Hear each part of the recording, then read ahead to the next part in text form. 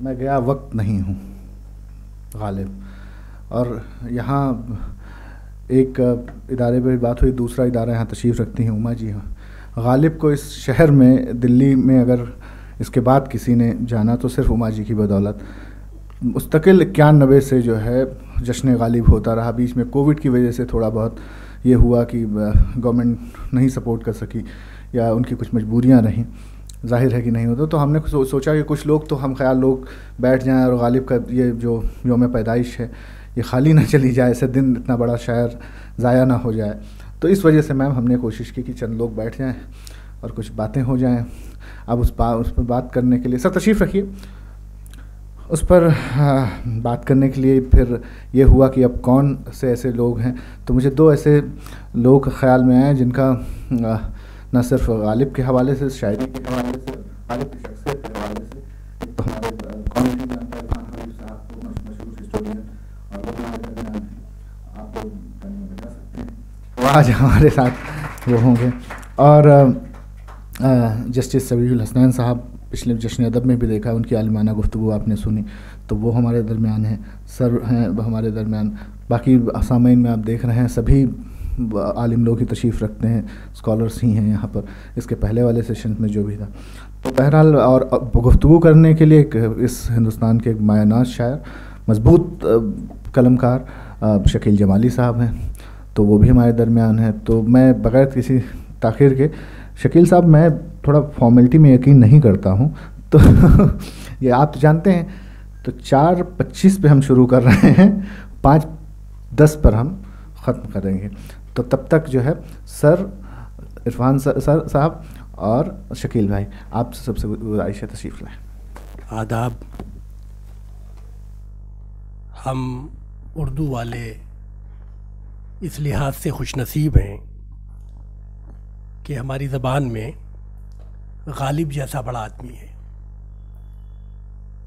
اور اس میں بھی کوئی شک نہیں ہے کہ یہ بھی کہا جاتا ہے کہ مغلوں نے ہندوستان کو 3 چیزیں دیں, اردو, تاج محل اور غالب.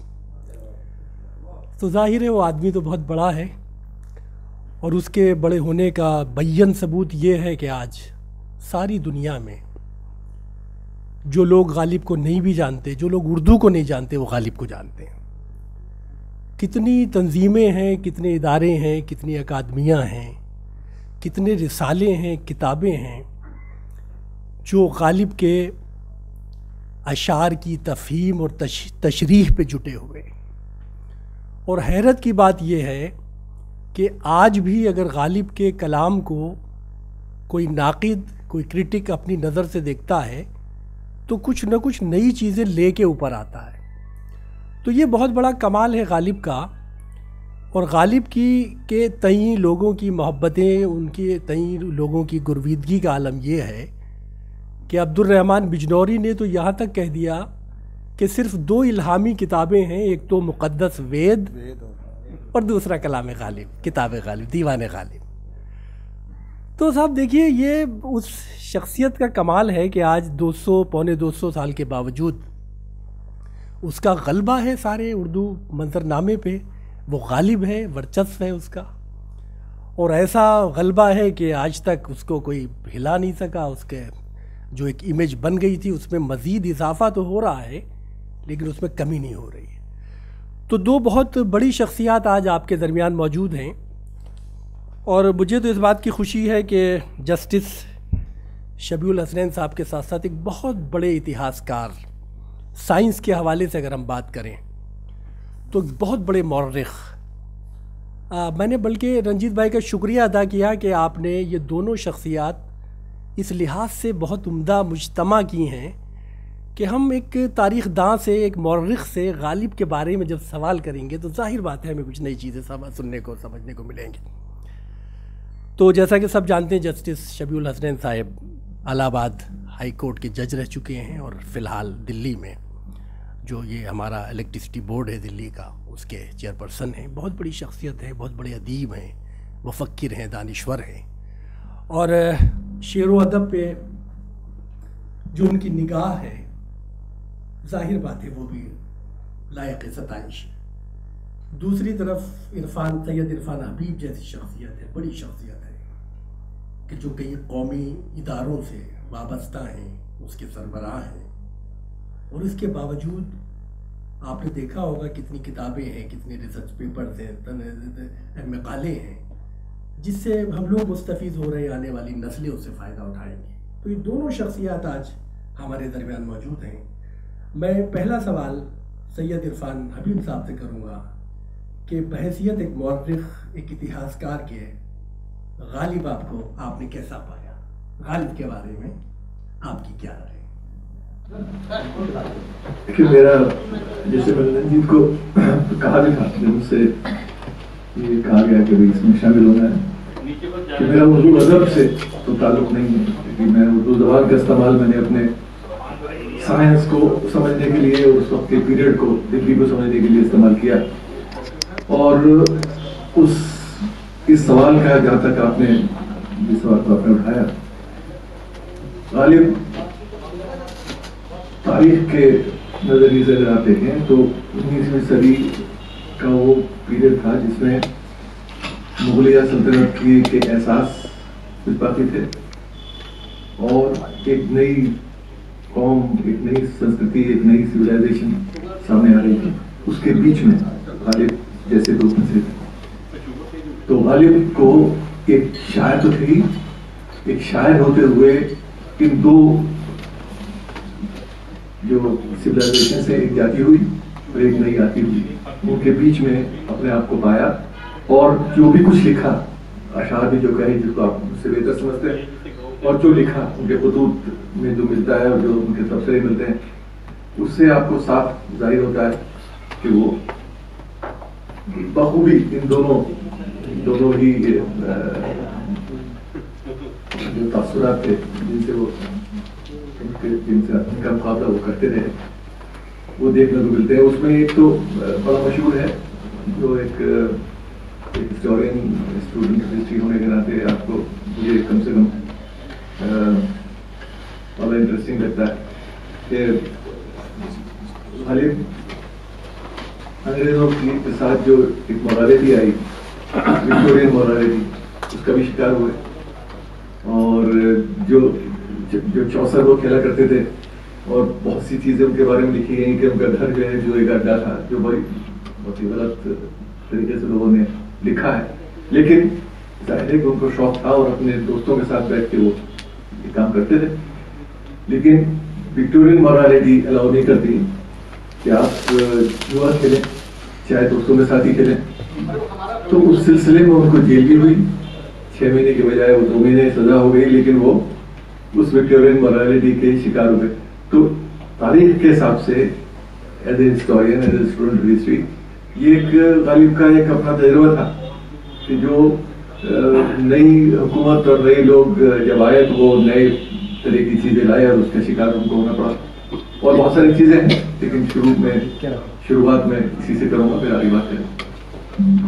بہت شکریہ عرفان حبیب صاحب نے وہ تمام صورتحال پہ روشنی ڈالی جو غالب کا کے آس پاس کی جو تاریخ ہے، جو پس منظر ہے، اور جو گتیویدیاں اور جو استھتیاں اور پرستھتیاں اس زمانے کی ہیں۔ اور اس میں بھی کوئی شک نہیں ہے کہ لوگوں نے جو الزامات لگائے وہ چوہے گڈھے والی بات، شرح والی بات، تو انہیں الزامات بھی نہیں کہا جا سکتا، ان میں کچھ سچائیاں بھی ہیں، کیونکہ غالب تو ایک بڑا آزاد خیال آدمی ہے، اور ظاہر بات ہے کہ ان کے دیکھنے کا، ان کے سوچنے کا نظریہ ہی بالکل الگ ہے۔ اب ہم اگر میر سے ان کا تقابل کرنے لگے تو میر تو بڑے شریف اور بڑے قلندر آدمی ہے، اور غالب پورا پکا دیندار دنیا دار آدمی ہے۔ تو وہ جو شراب کے الزامات ہیں، وہ جو جوئے کے معاملات ہیں، تو دنیا کے جتنے عیب ایک اچھے اور ذہین اور تمام حصوں والے آدمی میں ہو سکتے ہیں، وہ غالب میں بھی تھے، تمام کمزوریوں کے ساتھ انہوں نے اپنی زندگی کو، اب دیکھیے کیسی کیسی محرومیوں میں انہوں نے زندگی نکالی، لیکن ان کے یہاں سے زندگی کی رمق نہیں گئی ہے۔ تو میں شمیع الحسنین صاحب کی خدمت میں جاؤں گا اور ان سے یہ درخواست کروں گا کہ اسی سلسلے کو ہم آگے بڑھائیں گے، اور ہم یہاں سے بات شروع کریں گے کہ ابھی ہم 75 سال پہلے یا 70 سال پہلے ہم دیکھ رہے تھے کہ غالب کو سریا گا رہی تھی، اس کے بعد طلعت عزیز گا رہے تھے، اس کے بعد جگجیت سنگھ گا رہے تھے، آج آیوشمان کھرانا گا رہا ہے، تو اس کی جو افادیت ہے، اس کی جو مانویت ہے، یہ چونکہ وقت کو لے کے اگر چلیں تو اس کے بارے میں آپ کا کیا کہنا ہے کہ غالب کل بھی غالب تھا، آج بھی غالب ہے، اور ہو سکتا ہے آنے والے وقتوں میں غالب اس کا غلبہ ہے، کیا خیال ہے؟ میں آپ سے پورا اتفاق رکھتا ہوں، غالب آج بھی ہیں اور غالب آگے بھی رہیں گے، اس میں کوئی ڈسپیوٹ ہے ہی نہیں، تو اس پہ کوئی بہت بڑے تبصرے کی ضرورت بھی نہیں ہے مجھے لگتی۔ اگر عبدالرحمن بجنوری کہتے ہیں کہ دو آفاقی کتابیں تھیں یا دو ایک بہترین کتابیں ہیں، وید اور غالب، تو نہ وید ختم ہونے والا ہے اور نہ غالب ختم ہونے والا ہے، یہ رہیں گے ہی رہیں گے۔ ایک بات میں پہلے ڈسکلیمر کر دوں کہ میں کوئی اردو کا طالب علم نہیں رہا ہوں، میں کبھی کوئی اسکالر نہیں رہا ہوں، یہ رنجیت صاحب کی محبت ہے کہ وہ مجھے یہاں پر بلا لیتے ہیں، اور آپ لوگوں کی محبت ہے کہ آپ اس طرح کے تبصرے میں مجھے شامل کرتے ہیں۔ ایک بات میں کہنا چاہتا ہوں کہ یہ جو ہم ابھی آپ نے 2-3 الفاظ استعمال کیے کہ غالب کے اندر بھی وہ سب عیب تھے جو ایک شریف آدمی کے اندر عیب ہوتے ہیں، تو یہ ہم ڈیسائیڈ کہاں سے کر لیتے ہیں کہ یہ عیب ہیں اور یہ بری چیز ہے؟ اس میں تو ہم اپنی وکٹورین مورالٹی کی کیا بات کر رہے ہیں، ہم تو اپنی مورالٹی اس میں امپوز کرتے ہیں۔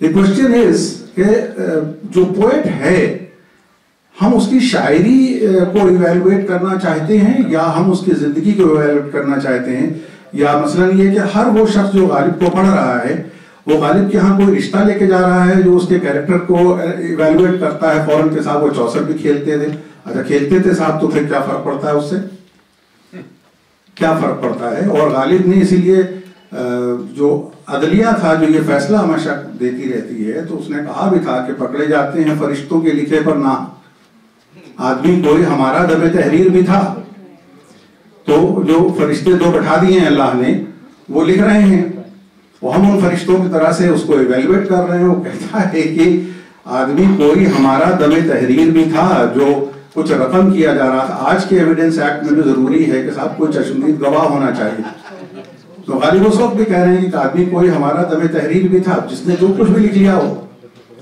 تو میرا ایک بہت بنیادی آپ لوگوں کی خدمت میں ایک ریکویسٹ ہے، وہ میں کوئی انسسٹ نہیں کر سکتا ہوں کیونکہ I am not a scholar, کہ جو ہر شخص کی ایک ذاتی زندگی ہوتی ہے اور ایک اس کا کارنامہ ہوتا ہے جو اس کا پروفیشن ہے۔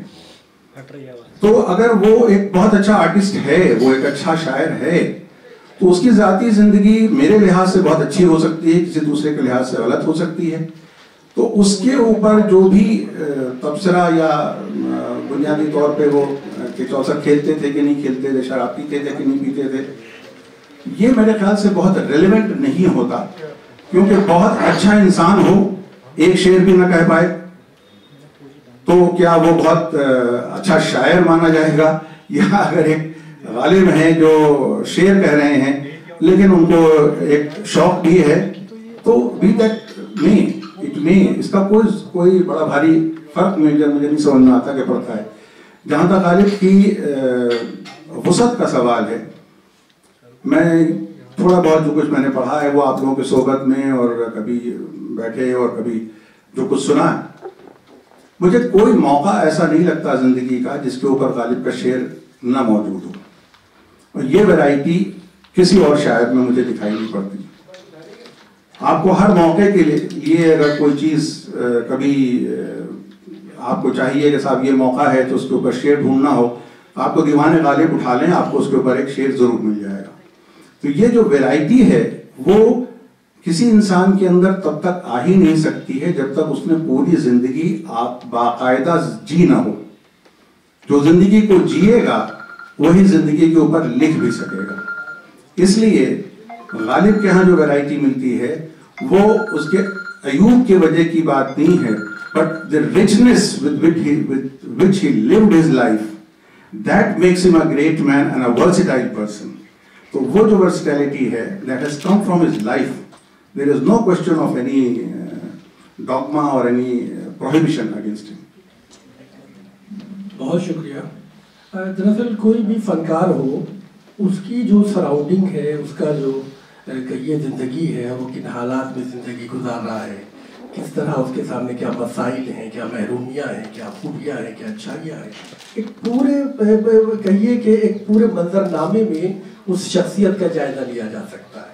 عرفان حبیب صاحب نے جو بات کی تھی چوسر والی، اس میں وہ حقیقت ہے، کوئی مسئلہ نہیں ہے. ہم اس کی شاعری پہ بھی بات کریں گے، لیکن میرا کہنا یہ ہے کہ ایک بڑا کلیہ ہے یہ، اور بالکل ایک سچی بات ہے کہ غالب اس لیے غالب ہے کہ وہ غالب تھا. غالب کیوں تھا؟ اس لیے کہ ضرورت سے زیادہ شریف آدمی اچھا شعر نہیں کہہ سکتا.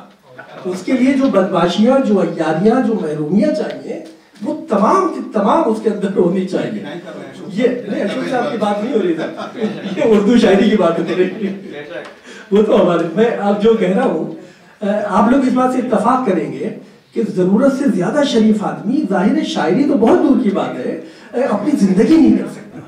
غالب اتنا ذہین آدمی ہے، بلکہ مجھے معاف کیجئے گا، مجھے کہنے دیجئے، ایسا دنیا دار آدمی ہے، ایسا پیارا آدمی ہے، ایسا عیار آدمی ہے کہ اسے پتا ہے بادشاہ کدھر سے گزرے گا، کون سا قصیدہ کس کے لیے لکھنا ہے، اور میرے تمام جو ضروریات ہیں کہاں سے پوری ہوں گی. غالب کو ہم اس کے اپنی جو اس کی کمزوریاں ہیں، اس کی محرومیاں ہیں، اسے الگ کر کے نہیں دیکھ سکتے. میں تو بالکل نہیں دیکھ سکتا، اس لیے کہ وہ بنیاد ہے اس کی.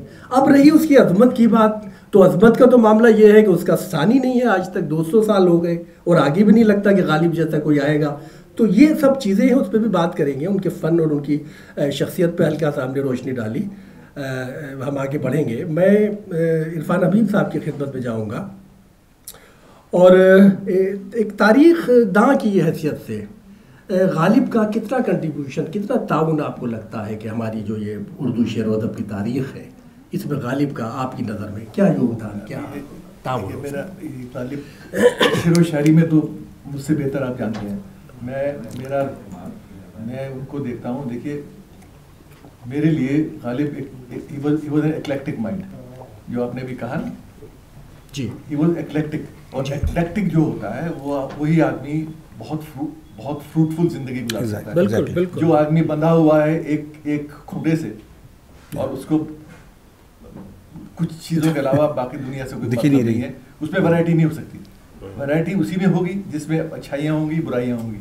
اور غالب اس کا ایک بہت اچھی مثال ہے. اور مولانا آزاد کا میں نے بھی کیوں کتاب ختم کی مولانا آزاد پر، اور بہت سا کچھ پڑھا، اور وہ ایک بڑا ایک اسٹینڈرڈ ان کا ایک اسٹیٹمنٹ ہے کہ وہ بھی کیا زندگی جس میں برائیاں نہ ہوں. میں تو ایسی زندگی گزارنا نہیں چاہتا ہوں. میں تو ایسی زندگی گزارنا چاہتا ہوں جس میں what is the point of a walk where there is no stagger. کہ اگر آپ تھوڑا لنگڑا کے نہیں چلتے ہیں تو پھر کیا مزہ ہوا، ہے نا، سیدھے دوڑ کے جا رہے ہیں. کیونکہ مولانا آزاد خود تھوڑا سا، کیونکہ پیر سے ان کو تکلیف تھی، گر گئے تھے، تو انہوں نے اس کو بھی جسٹیفائی کیا اور پوری زندگی پر ایک اسٹیٹمنٹ دے دیا. تو یہ ایک زندگی غالب نے گزاری. اور مولانا خود غالب کے بڑے مداح تھے، اور بڑے جو غبار خاطر میں 700 سے زیادہ اشعار استعمال کیے ہیں، اس میں فارسی کے زیادہ ہے. اردو کے اشعار میں غالب ہر جگہ ہے. ہر چیز کو مضبوطی سے پیش کرنے کے لیے غالب کا استعمال کیا مولانا نے. تو غالب کی زندگی ظاہر ہے کہ اتنی خوبیوں کی اور برائیوں کی زندگی تھی، اور اسی وجہ سے جو بھی کچھ لکھا وہ لکھ پائے. آج کا ہندوستان خاص طور سے کے کانٹیکسٹ میں خاص طور سے میں کہنا چاہتا ہوں کہ غالب کے جو سب سے کہنا چاہیے فیوریٹ، اور جس سے سب سے زیادہ محبت تھی، جو سب سے زیادہ نزدیک تھے، وہ شاگرد تھے ہرگوپال تفتہ. اب آج کے ہندوستان میں ان سب باتوں کا کچھ مطلب نہیں نکلتا، کیونکہ اردو زبان کو لے کے آپ کہہ لیجئے، چاہے مذہب کو لے کے کہہ لیجئے. صحیح بات. دوسرے ایک آدمی ہیں جس کا نام شیورام کیا ہے، جو جس کو انہوں نے کہا وہ میرا سب سے زیادہ محبت بنشیدھر. نہیں شیورام تو ایک پارٹ تھا نام کا، ایک اور ہے.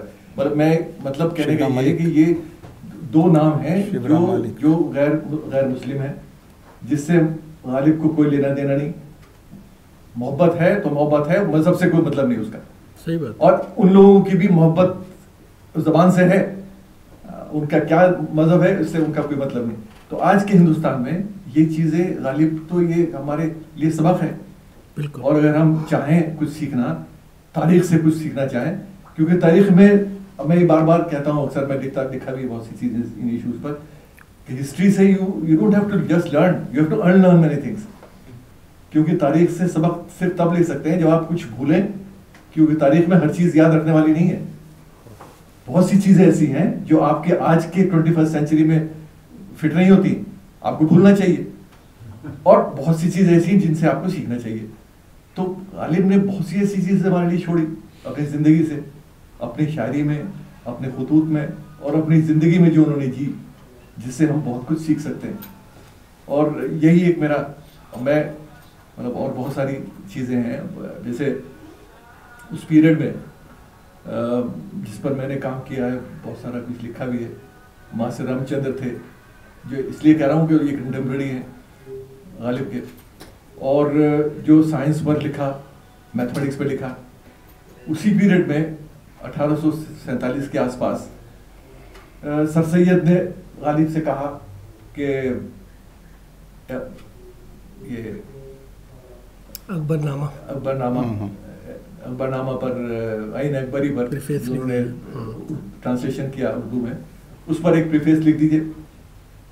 غالب نے لکھا اور بہت ناراض ہو کے لکھا کہ یہ کیا کر رہے ہو, یہ وقت خراب کر رہے ہو, انگریزوں کو دیکھو کیا کیسی کہاں سے کہاں پہنچ گئے, تم پیچھے چل رہے ہو, اس سے کیا ملنے والا ہے. اچھا, وہ انہوں نے لکھا اور اس میں سب وہ باتیں لکھ دی, تنقید, جس سے سر سید کو ظاہر ہے کہ بہت خوش نہیں ہوئے. کوئی بھی ایسی چیز اپنی کتاب میں شامل کرنا چاہے گا, خاص طور سے ایسے بڑی شخصیت سے, جس میں کچھ کرٹیکل پرسپیکٹیو ہو, جس میں برائی کی گئی ہو, جس میں تبصرہ پازیٹیو نہ ہو.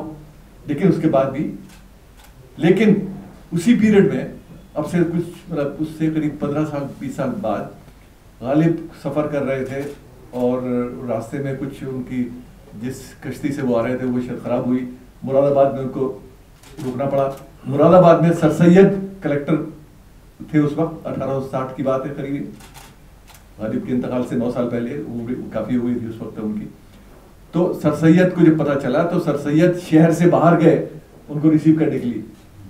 تو یہ اس وقت پیریڈ کی رواداری ہے, محبت, عزت, کہ غالب تو غالب ہیں, چاہے عین اکبری میں ان تبصرے میں کچھ بھی لکھا ہو, اور اپنے یہاں ٹھہرایا, اور جب حالات ٹھیک ہوئے تو ان کو دلی تک پہنچوایا. تو یہ اس پیریڈ کا ایک رواداری ہے اس پیریڈ کی, اور محبت ہے اور عزت ہے کام کی, جو سر سید کے رویے سے بھی آپ کو دیکھنے کو ملتی ہے. تو اس طرح کی بہت ساری مثالیں ہیں جو میں نے اپنے کام میں بھی دیکھی, اور آپ لوگ سب واقف بھی ہوں گے بہت ساری چیزوں سے. بہت شکریہ. آئین اکبری کی طرف اشارہ کیا حبیب صاحب نے. سچی بات ہے کہ سر سید کا بہت بڑا کارنامہ ہے, لیکن سر سید پھنس گئے غالب سے یہ کہہ کے کہ یار اس کا پریفیس لکھ دو. اب وہ تو ظاہر ہے کہ وہ تو لکھے گا تو سچ لکھے گا, اور وہ لکھے گا کہ جو سامنے والے کو اچھا لگے یا برا لگے. انہوں نے منظوم اس کا پریفیس لکھا, اور لکھا کہ یار یہ تم کیا مردوں کو پوچھ رہے ہو, یہ لوگ مر گئے, ان کو تم لیے پھر رہے ہو, یہ زندہ لوگوں کی خیر خبر لو. انگریزوں کو دیکھو, ان پڑھے لکھے لوگوں کو دیکھو, کس طرح اس سماج کو, اپنے معاشرے کو لے کے آج آگے جا رہے ہیں, اور ساری دنیا میں ان کو مانا جا رہا ہے. تو ہاں جی, تو ظاہر بات ہے کہ یہ بہت ایک خوبصورت اشارہ کیا انہوں نے. اور غالب کا میں آپ سے بتاؤں کہ وہ ایسا قلندر آدمی ہے, ایسا بڑا فنکار ہے. اب دیکھیے منٹو ہو, غالب ہو, یا آپ ان کو لے لیجئے, عصمت چغتائی کو لے لیجئے, یہ اس لیے فنکار ہیں کہ ان لوگوں نے اپنی کمیوں کو, اپنی کمزوریوں کو چھپایا نہیں, بلکہ اسے بیان کیا اور بتایا کہ نہیں یہ انسانی شخصی کمزوریاں ہیں, اور یہ ہمارے ساتھ آئی ہیں اور ساتھ رہنی چاہیے. یہی سچائی ہے. ہم سے کھل جاؤ بوقت بے پرستی ایک دن, غالب خود اس کا اعتراف کر رہے ہیں, ہم سے کھل جاؤ بوقت بے پرستی ایک دن, ورنہ ہم چھیڑیں گے رکھ کر ادھرے بستی ایک دن. دھول دھپا اس سراپا ناز کا شیوا نہ تھا, ہم ہی کر بیٹھے تھے غالب پیش دستی ایک دن. تو وہ ایسا کمال کا آدمی ہے, اور اس کو فخر ہے اپنی ذہانتوں پہ. ذوق ساری زندگی دربار کے نخرے اٹھاتا ہے. غالب ایک منٹ کو دربار کا نخرہ نہیں اٹھاتا. 61ویں شعر پہ بھاگ جاتے ہیں غالب جوتیاں بغل میں دبا کے, اور وہ یہ بھی بھول جاتے ہیں کہ اس گستاخی کی سزا موت ہو سکتی ہے. لیکن غالب تھا, اسی لیے آج ہم غالب کو یاد کر رہے ہیں, ہم ذوق کو یاد نہیں کر رہے. تو میں یہاں یہ چاہوں گا شبیل الحسنین صاحب سے کہ غالب کے نثر پہ بھی کچھ بات کریں. آپ چونکہ عالم آدمی ہیں, مفکر ہیں, دانشور ہیں, اور آپ کی پوری نگاہ ہے غالب پہ, تو میں چاہتا ہوں کہ اس کے نثر اور اس کی نظم دونوں میں آپ کس لحاظ سے اس کو کس طرح دیکھتے ہیں؟ غالب نے اپنے آپ کو فلسفر مانا. یہ مسائل تصوف یہ تیرا بیان غالب. کیا بات ہے. یہ مسائل تصوف یہ تیرا بیان غالب, تجھے ہم ولی سمجھتے جو نہ بادہ خوار ہوتا. بہت اچھا. تو بادہ خواری تو انہوں نے کبھی انکار نہیں کی, بلکہ یہ کہا کہ صاحب اس کی وجہ سے میرا یہ عہدہ جا رہا ہے, لیکن پھر بھی میں بادہ خوار رہوں گا. اور فکر کے لیے اس سلسلے میں ایک اور شعر ان کا بہت ہی اچھا ملتا ہے کہ ہجوم فکر سے دل لرزے ہے, ہجوم فکر سے دل لرزے مثل ہجوم مثل بہر لرزے ہے, کہ جس کا مطلب یہ نکلتا ہے کہ جو میرے اوپر فکر کے جو ہجوم آتے ہیں, جو خیالات میرے دماغ میں آتے ہیں, اس سے مجھے یہ لگتا ہے کہ جیسا شیشہ بہت ہی نازک ہوتا ہے اور اس میں گرم شراب ڈال دی جائے تو وہ چٹک سکتا ہے, ٹوٹ سکتا ہے. تو وہ اپنے کو آپ گینا گداز, تو وہ جو ہر جگہ انہوں نے اپنے آپ کو اس طرح سے جو مسئلے ہیں ان کو, اور ہر طرح کے مسئلوں کے اوپر ان کے شعر نکلتے ہیں جو زندگی کے ہیں. کبھی نیکی بھی اس کے جی میں جو آ جائے ہے مجھ سے, کبھی نیکی بھی اس کے جی میں جو آ جائے ہے مجھ سے, جفائیں کر کے اپنی یاد شرما جائے ہے مجھ سے. کیا بات, کیا بات. یعنی ہر جو ذہنی کیفیت ہو سکتی ہے کسی انسان کی, وہ سب غالب کے یہاں آپ کو دکھائی پڑتی ہیں. اور پھر اپنے وہ جو اس کا بیان ہے اس کے لیے کہتے ہیں کہ وہ بقدر شوق نہیں ظرف تنگنائے غزل. جو غزل کے پیرامیٹرز ہیں, جو اس کے میٹر ہیں جس کے اندر غزل کہی جاتی ہے, اور غزل اردو کے اس میں شاعری میں سب سے بڑی عہدے پہ رکھی جاتی ہے, نظم اس کے بعد رکھی جاتی ہے, ڈاکٹر صاحب زیادہ جانتے ہوں گے. لیکن کہتے ہیں کہ وہ بقدر شوق نہیں ظرف تنگنائے غزل, کچھ اور چاہیے وسعت میرے بیاں کے لیے. میرے بیاں کے لیے, واہ. تو جو اس کی جو فکر ہے, اس کا جو خیال ہے, وہ ان چھوٹے موٹے پیرامیٹرز میں آنے والا تھا ہی نہیں. کبھی اس کو کہیں پر ہم باندھ کے رکھنا چاہیں تو وہ اس میں بندھے گا نہیں. اور غالب کا جو مسئلہ ہے وہ یہ کہ غالب کو پرشین پوئٹری کے اوپر زیادہ عبور تھا, اور وہ پرشین کو زیادہ سپیریئر سمجھتے تھے. اور 6000 شعر ہیں میرے خیال سے شاید غالب کے جو پرشین میں ہیں.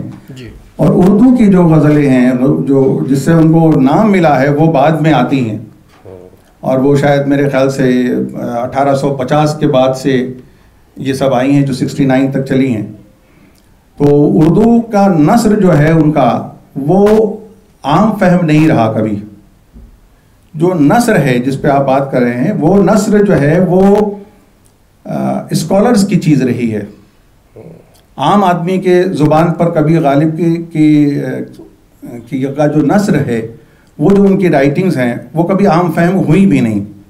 وہ کبھی طوائفوں نے گائی نہیں, یا کبھی رکشے والے نے نہیں گائی, لیکن غالب کی غزلیں عام فہم آدمیوں نے بھی گائیں, اور وہ تمام آرٹسٹوں نے بھی گائیں. اس لیے غالب کی جو پہچان عام فہم ہے, جو اس کو زندہ رکھتی ہے, جو اس کو ہر موقع کے لیے تیار کرتی ہیں, وہ غالب کی شاعری ہے نہ کہ نثر ہے.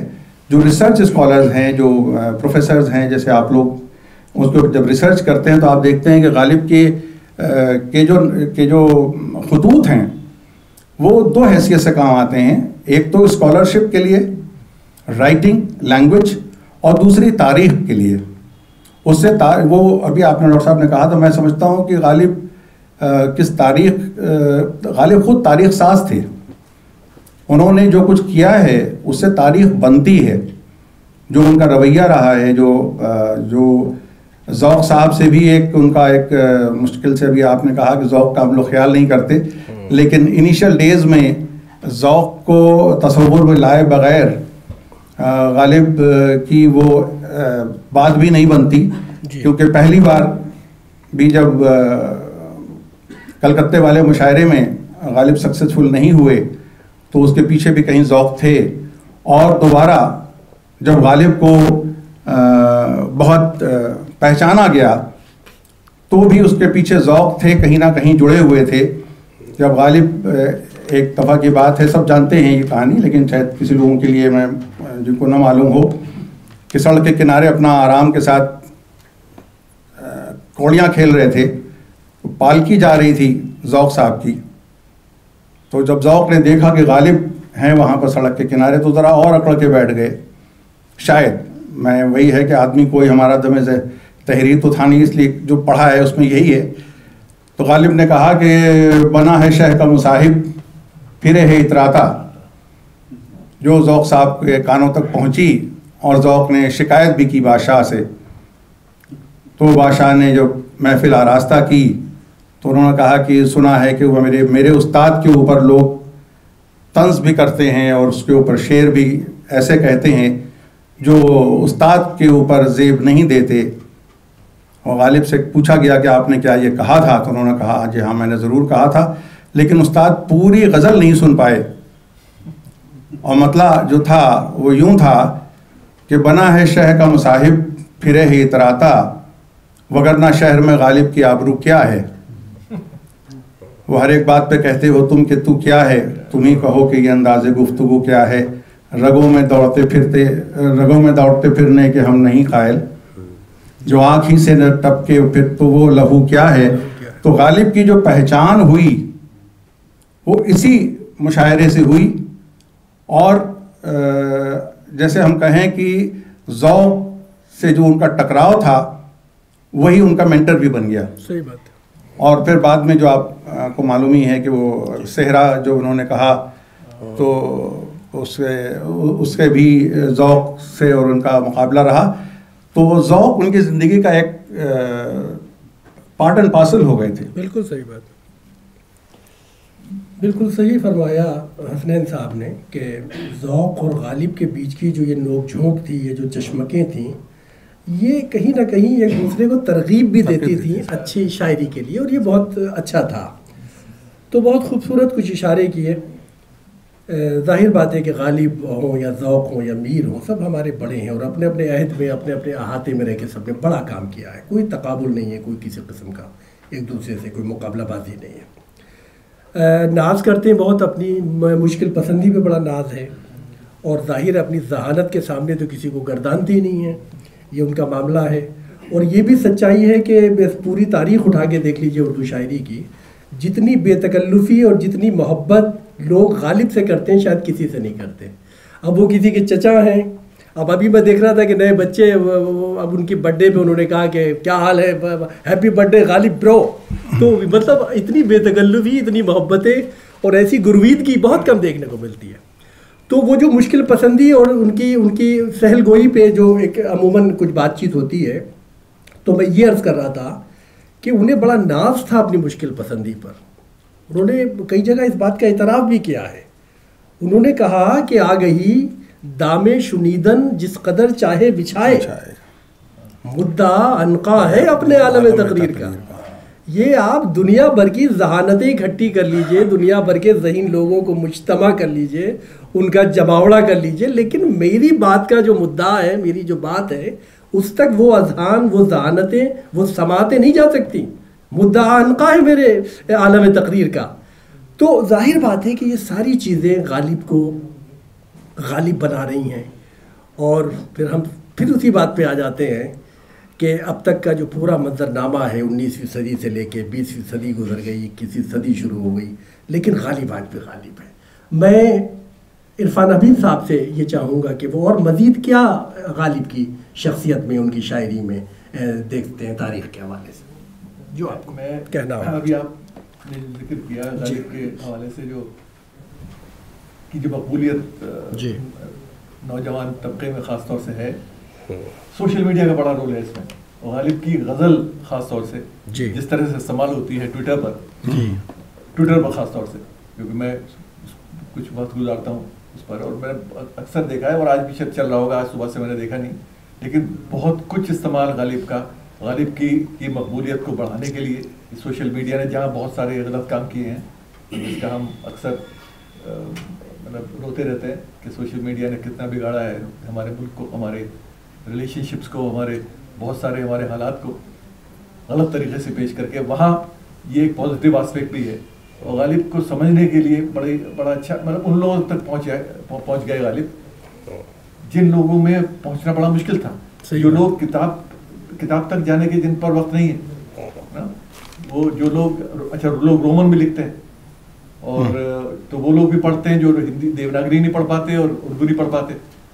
تو یہ ایک بڑا ایڈوانٹیج سوشل میڈیا پر رہا ہے, ٹویٹر پر خاص طور سے اور انسٹاگرام پر. جی, تو غالب کی جو ریچ ہے, جو پہنچ ہے, وہ مجھے نہیں لگتا ہے کہ وہ اگلے آنے والے برسوں میں بھی ختم ہونے والی ہے, وہ تو ہوگی نہیں, اس میں اضافہ ہی ہونے والا ہے.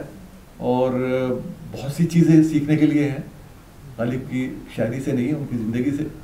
اور یہ کچھ زندگی کے ایسے حصے ہیں جس کو میں نے کہا تھا پہلے کہ تاریخ سے جو کچھ ہم سیکھ سکتے ہیں, غالب کے پاس بہت کچھ ہے جس سے ہم سیکھ سکتے ہیں.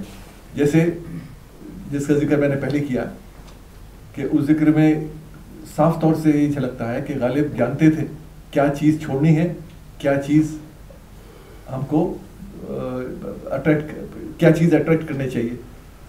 تو خاص طور سے انہوں نے مطلب اس پورے جو ان کے بہت سارے خطوط ہیں ان میں لکھا کہ بھائی انگریز تو اسٹیم کا استعمال کر رہے ہیں, بھاپ کا استعمال کر رہے ہیں, بھاپ سے انہوں نے فیکٹریاں لگا دی, بڑی بڑی چیزیں پیدا کر دی, اور تم کیا بات کر رہے ہو, یہ چیز ہے سیکھنے کی. یہ سب جو زمانہ ہے وہ تو ختم ہو گیا, یہ نیا زمانہ ہے. تو صرف یہ نہیں ہے کہ انگریز آئے ہیں تو ان میں صرف برائیاں ہیں, بہت ساری اچھی چیزیں لائیں جن سے آپ کو سبق لینا چاہیے. تو غالب کا جو پرسنالٹی ہے اس سے آپ کو یہ اس کا احساس ہوتا ہے کہ وہ آدمی کتنا پورس ہے, مطلب اس میں کتنا گنجائش ہے, اپنی مطلب دروازے کھلے ہیں, کھڑکیاں کھلی ہیں دماغ کی, تو اس میں بہت کچھ کہیں سے بھی آ سکتا ہے. تو ایسے بہت کم لوگ ہیں 19ویں صدی میں, خاص طور سے مجھے مطلب یہ پتہ نہیں یہ کہنا چاہیے کہ نہیں کہ 19ویں صدی میں غالب اکیلے نہیں ہیں. اس پیریڈ میں جس پیریڈ میں وہ تھے اور جس پر وہ ڈومیننٹ فگر ہے, سب سے بڑا نام, اسی پیریڈ میں بہت سارے ایسے لوگ ہیں, ڈپٹی نذیر احمد ہیں اس پیریڈ کے اندر, جنہوں نے کتنا کچھ لکھا. اور ہمارے پروفیسر مشیر الحسن نے کتاب میں کافی تفصیل سے اس پر لکھا اس پیریڈ پر. اور بہت سارے لوگ ہیں لکھنے والے, شاعر تو نہیں, میں تو کہہ رہا ہوں شاعروں کے علاوہ پوری کہکشاں ہے جی, جس میں سائنس پر لوگ لکھنے والے, میتھمیٹکس پر لوگ لکھنے والے, رام چندر ان میں ایک ہیں. اور ان کی کتاب کو ایک دہلی آرکیولوجیکل سوسائٹی تھی جو اس وقت بنی تھی, جس کے بہت سارے یہ لوگ ممبر تھے, غالب بھی ممبر تھے اس کے, اس میں لیکچرز ہوا کرتے تھے. اور یہ ذکر ہے کہ غالب اکثر, سب میں تو نہیں, کچھ میٹنگ میں آتے تھے, اور ظاہر ہے کہ اس میٹنگ میں باتیں شاعری پر نہیں ہوتی تھی. اب جیسے رام چندر نے 2-3 اخبار نکالے, فوائد الناظرین 1841-42 میں نکالا, 1852-53 تک چلا پورا اخبار. اس میں کوشش کر کے کانشیسلی یہ ارادہ کر کے یہ فیصلہ کیا کہ اس کے اندر شعر و شاعری کی بات نہیں ہوگی, صرف سائنس, ماڈرن سائنس ترجمے کر کے اس میں اردو پڑھنے والوں تک پہنچایا, ڈائیگرامس بنا کے, فگرز بنا کے, نیوٹن کا لا کیا ہے, لوگ جانتے نہیں تھے, تذکرات کاملین کتاب لکھی. تو یہ اس پیریڈ ہے جس میں غالب ہیں, جس میں ایسے لوگ بھی ہیں اور جن کا تعلق غالب سے ہے, ایک دوسرے کے ساتھ بیٹھتے تھے, ایک ہی سوسائٹی کے ممبر سے, تو ظاہر ہے کہ بات چیت بھی ہوتی ہوگی. تو غالب کے دماغ پر اثر, ان کی شعر و شاعری پر اثر, ان کے سوچ پر اثر ظاہر ہے ایسے لوگوں کا رہا. منشی ذکا اللہ میتھمیٹیشین تھے, وہ ظاہر ہے کہ اسی پیریڈ کے ہیں, اور بہت عالم آدمی تھے. 125 سے زیادہ کتابیں ترجمہ کی سائنس پر, تاریخ پر. 26 والیوم کے ہندوستان کی تاریخ کے پورا والیوم لکھے منشی ذکا اللہ نے. تو یہ اس پیریڈ کا ایک رچنس ہے جس میں غالب رہے, کہ اس میں غالب کی صحبت ایسے لوگوں کے ساتھ رہی. تو اس کا اثر ایک بہت بڑا उनकी शायरी पे भी रहा और उनकी ज़िंदगी पर भी रहा, फिलॉसफी पर भी रहा। बिल्कुल, इसमें कतई कोई राय नहीं है जी। बिल्कुल, मैं बाद में ये मौका दूंगा कि अगर किसी एक दो लोगों के जो सवालात होंगे वो आप कर सकते हैं। बहुत सही बात कही इरफान हबीब साहब ने कि वो तो दरअसल ये कहिए कि ज़हानतों का एक मजमुआ है गालिब जिसका नाम है, और इल्म नजूम हो, ये सितारों का भी इल्म हो, या रियाजी मैथमेटिक्स की बात की उन्होंने वो हो, मौसीकी की बात हो, फ़लसफ़ा हो, फ़िलासफ़ी, ये सारी चीज़ें ऐसी थी कि वो गालिब के लिए पानी था बिल्कुल। और इतनी आसानी से वो आदमी तमाम शोबों में, आर्ट के जितने मतलब शोबे हो सकते हैं, जितनी कला के जितने शाखें हो सकती हैं, वो पारंगत था आदमी, दक्ष था, माहिर था अपने तमाम मैदानों में। आप किसी मौजू पे बात कर लीजिए तो जाहिर बात है कि उसकी इतनी जहानतों के साथ वो आदमी जो लिखेगा तो वो जाहिर है वो ऐसा होगा कि जो सारी दुनिया उसकी मुतारिफ होगी। बहुत सही बात की। मैं शबीउल हसनैन साहब की खिदमत में जाऊंगा और उनसे दरख्वास्त करूंगा कि गालिब का एक ख़ास रंग है शोखी और ज़राफ़त। उन्होंने दुखों के बदतरीन लम्हात में भी अपनी शोखी को और ज़राफ़त को अपने हाथ से नहीं जाने दिया। कैसे कैसे दुख उठाए, 7 औलादें यके बाद दीगरे मर गईं, भांजा बीवी का लेके पाला उसका इंतकाल हो गया, कैसी कैसी कैदोबंद की सोबतें उठाईं, खाने को पैसे नहीं हैं, शराब को पैसे नहीं हैं, ज़िंदगी गुजारने के लिए अखराजात का मामला है। तो ये सारी परेशानियों और महरूमियों के बावजूद गालिब ने कभी हार नहीं मानी, और उसकी शोखी, उसकी ज़राफ़त और अपने आप से मजाक करने का वो जो हिस्से मजाक है वो कभी नहीं मरी। इस सिलसिले में आपकी क्या राय? धोता हूँ जब मैं पीने को उस सीमतन के पाँव, क्या बात है। धोता हूँ जब मैं पीने को उस सीमतन के पाँव, रखता है ज़िद में खींच के बाहर लगन के पाँव। क्या बात है। ये शोखी है गालिब की। और अभी आपने और भी अशार सुनाए थे उनके, तो शोखी तो हर जगह है गालिब के यहाँ, कोई इसकी कमी नहीं है, भरपूर। मैं एक बात अगर आप इजाज़त दें तो ये गालिब का जो जश्न गालिब है उसका मौका देखकर, और अशोक चक्रधर साहब सामने बैठे हैं उनको देखकर मुझे एक डिफरेंट सी बात याद आ रही है थोड़ा सा, क्योंकि बेहतर तो ये होता कि गालिब के अशार हम और भी सुनते और उसको फिर दोबारा दोहराते। कोई मुद्दत के गालिब मर गया पर याद आता है, वो हर एक बात पर कहना कि यूँ होता तो यूँ होता। तो वो तो बहुत सी बातें हैं कि ऐसा होता। वक्त भी कम है और रंजीत साहब बैठे भी हुए हैं, वही फ़ौरन बताएंगे भी कि हाँ टाइम ख़त्म हो गया है। मैं एक बात डॉक्टर साहब आपकी अर्ज़ में करना चाहता हूँ आपकी इजाज़त के साथ, कि अभी डॉक्टर साहब ने कहा कि गालिब हर जगह पहुँच रहे हैं ट्विटर के ज़रिए भी, और ये बहुत बड़ा गालिब का कारनामा है। जबकि ये भी अभी तय हो चुका है कि बहुत मुश्किल पसंद थे, और यकीनन और मुश्किल पसंदी उनको पसंद भी थी। उसके बावजूद अगर आज वो उनकी रीच यंग जनरेशन पे हो रही है तो कमाल ये है कि लैंग्वेज का बैरियर तोड़कर गालिब उनके दिलों में पहुंच रहे हैं। बिल्कुल सही बात। तो ये गालिब का कमाल इसलिए है क्योंकि गालिब जिस सब्जेक्ट की बात करते हैं वो सब्जेक्ट ट्रांसेंड करता है जनरेशन्स को। ज़ुबान मुश्किल हो सकती है, कहीं कहीं तो उन्होंने गालिब ने सिर्फ मुश्किल ज़ुबान कहने के लिए शेर कह दिए कि भरम खुल जाए जालिम तेरी कामत की दराजी का, भरम खुल जाए जालिम तेरी कामत की दराजी का, जो तेरे तुर रहे पुर पेचो खम के पेचो खम निकले। क्या बात, क्या बात। बात सिर्फ इतनी सी है कि अगर जुल्फ में तुमने इसे बांध रखा है, खोल दो तो तुम्हारी हाइट पता चल जाए। तो शेर में कोई ऐसा फलसफा नहीं है, लेकिन शायद मुश्किल पसंदी के लिए उनको ये शेर भी पसंद था। शोखी और ज़राफ़त, तो शोखी है और ज़राफ़त है। तो लेकिन ये जो दिलचस्पी पैदा होती है इन शेरों को सुन के भी, जो नौजवानों के बीच में जो दिल है, वो गालिब का दिल इन बच्चों के दिल के बराबर भी है। बच्चों का जो गालिब का दिल है वो यूनिवर्सल और वर्सिटाइल हार्ट है, इसलिए ट्रांसेंड करता है। मैं जो बात कहना चाह रहा था अशोक चक्रधर साहब की प्रेजेंस में, वो 2 मिनट चुरा के आपके इसमें, कि डॉक्टर साहब एक बहुत बड़ी ज़रूरत आज की है कि मैंने एक जगह और भी आपसे आपके इसमें प्रेजेंस में जसारत की थी कि जो उर्दू जानता है वो दूसरी ज़ुबान नहीं जानता, और जो संस्कृत जानता है वो उर्दू नहीं जानना चाहता।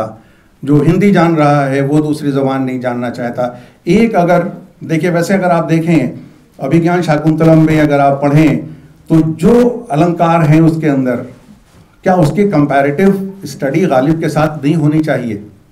बिल्कुल होनी चाहिए। मैं ये आपको इस प्लेटफॉर्म के साथ ज़रिए और आपकी मौजूदगी में ये चाहता हूँ अर्ज़ करना। मैं तो स्कॉलर नहीं हूँ, लेकिन जो उपमाएँ मिलती हैं मेघदूत में, जो उपमाएँ मिलती हैं, या अभिज्ञान शाकुंतलम में जो उपमाएँ मिलती हैं, वो गालिब के यहाँ, गालिब जो जब शकुंतला जा रही है वो कर्ण ऋषि उसको बता रहे हैं, तो जो वहाँ के पल्लव और पत्तियों का और पुष्पों का वर्णन है अभिज्ञान शाकुंतलम में, गालिब कहते हैं सब कहाँ, अभी दानिश साहब से बात हो रही थी, सब कहाँ, सब कुछ लालो गुल में नुमाया हो गई, ख्याक में क्या सूरतें होंगी कि पिन्हा हो गई। तो ये इमेजरी जो है, if we find this in Ghalib as well as in Kalidas, तो ये दोनों चीज़ें जब वेद और गालिब हिंदुस्तान की सबसे बड़ी प्रॉपर्टी हैं, तो ये दोनों के पास पहुंचती क्यों नहीं है? ये पहुंचती इसलिए नहीं है कि हम जश्न गालिब मना लेते हैं, जिस दिन जश्न गालिब मनाते हैं उस दिन कालिदास को भूल जाते हैं, जब कालिदास मनाते हैं तो हम जश्न गालिब को भूल जाते हैं। एक कंपैरेटिव स्टडी, एक कंपैरेटिव एक कलेक्टिव,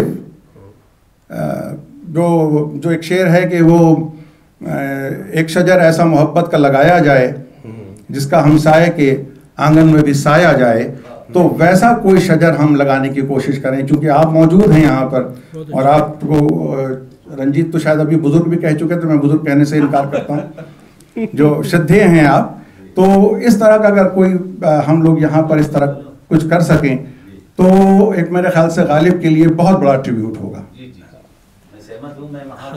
जी बिल्कुल तशरीफ लाए, बिल्कुल तशरीफ लाए। अशोक चकदार साहब आपसे कुछ कहना। जी, आप तीनों महाविद्वानों के बीच में बैठ के और आपकी गुफ्तगू सुन के बहुत ही अच्छा लग रहा था, और उस मिर्ज़ा गालिब की बात कर रहे हैं जिनसे मैं पहली बार रूबरू हुआ था जामिया मिलिया इस्लामिया में, और वहाँ पे उनकी एक मूर्ति खड़ी थी। मैं इस धारणा के साथ गया था कि मुस्लिम समुदाय बुत परस्त नहीं होता, गालिब परस्त होता है, गालिब का बुत लगा के होता है।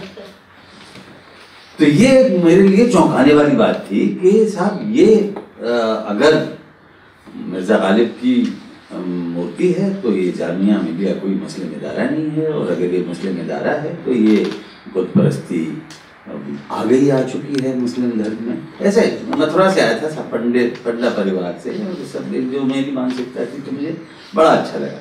और फिर अब्दुल रहमान बिजनौरी का जो आपने हवाला दिया, अद्भुत है कि दुनिया में अगर दो ग्रंथ, महाग्रंथ, इल्हामी किताबें, आसमानी किताबें,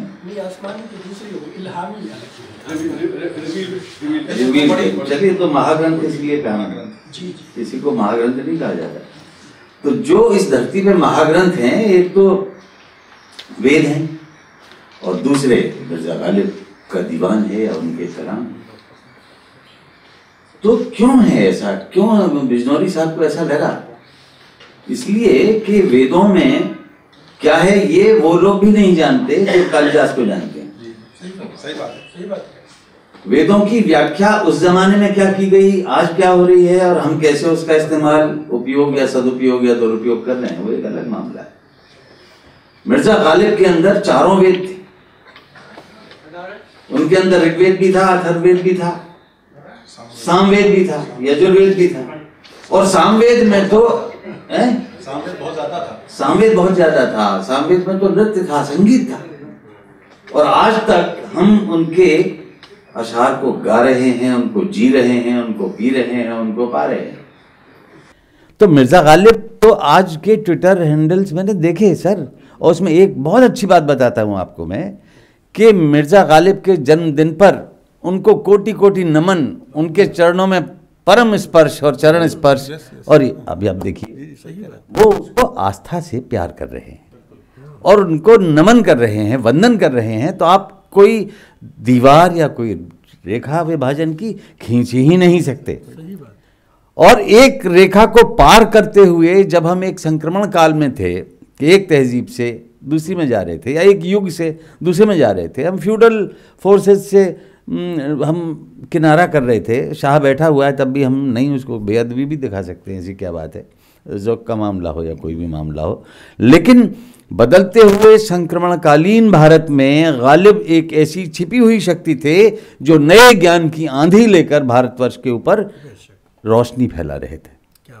तो मैं एक बात और कह के अपनी बात ख़त्म करना चाहूँगा, वो ये कि गालिब के खतूत में उन्होंने एक बड़ी मज़ेदार बात कही थी कि ज़िंदगी क्या है। जिस आदमी को जिस शगल में मज़ा आता है उसके लिए वही ज़िंदगी है। सही बात, सही। अब जब मज़ा आ रहा है गालिब को पीने में और जीने में, तो उसके लिए वही ज़िंदगी है। और तुम्हें गालिब की निंदा करने में मज़ा आता है तो तुम्हारी ज़िंदगी तुम्हारे उसके लिए। तो इसकी ज़िंदगी की परिभाषा इससे बढ़िया मैंने कोई देखी ही नहीं कि तेरा जो तू किसी भी चीज़ में लगा हुआ है, तू डूबा हुआ है, सना हुआ है, या तेरे अंदर जो भी हुस्न हुनर है उसको दिखाने के लिए ही तो अपना शौक़ बनाएगा और सामने आएगा। और फिर उसमें क्या है कि किस वास्ते अजीज नहीं जानते मुझे इसे बड़ा अच्छा लगता है। किस वास्ते जब मेरे ऐब है या कुछ भी है, लेकिन मेरे अंदर क्या है उसको तो देख लो। किस वास्ते अजीज नहीं जानते मुझे, लालो ज़मर्रुदो धरो गौहर नहीं, ये सब नहीं हूं मैं, एक हीरे जवाहरात नहीं हूं, उसके अंदर कुछ हूं जो दिलदबाता है, जिसकी रक्तिम रोशनी आती है, उसकी स्वर्णिम रोशनी आती है और आपके दिलों पर छा जाती है। और गालिब ने सिर्फ 6000 या जो भी संख्या बताई उतने अशार नहीं लिखे, 6 लाख से ज़्यादा लिख चुके होंगे, क्योंकि कितने ही अशार आपके पास आते हैं मिर्ज़ा गालिब ने कहा है। अपने लेखे को वो मिर्ज़ा गालिब ने कहा है, साहब मिर्ज़ा गालिब ने कहा है। अब मिर्ज़ा गालिब का कहते ही तो आदमी कान खड़े हो जाएंगे, हाँ यार मिर्ज़ा गालिब ने क्या, हमें बता दो जरा मिर्ज़ा गालिब ने क्या कहा। ये सोशल मीडिया से पहले भी होता था साहब, पहले भी होता था। तो अंततः ये कि गालिब वजीफा खार हो, दो शाह को दुआ, वो दिन गए जो कहते थे नौकर नहीं। बहुत अच्छा है, बहुत तो वो अब आप देखिए उसकी खुददारी कि कभी एक वक्त था जब मैं कहता था कि नौकर नहीं हूं मैं, लेकिन वजीफा खारी के लिए भी इशारे से जो आदाब किया है वो खरोंचने वाला है, वो कसक वाला है, वो एक टीस वाला है, वो एक मोहब्बत वाला भी है, और वो एक ऐसी दुआएं देता हुआ भी है कि आगे आने वाले वक्त के लिए तुम पहरुए हो, तुम झुकना मत, आगे बढ़ना। बहुत शुक्रिया। मैं चाहता हूँ कि रजनी चौहान साहब आए और मेहमानों का शुक्रिया अदा करें और इसको समापन की ओर ले जाएं। आज मैं चाहता हूँ सर ये इरफान अली साहब के लिए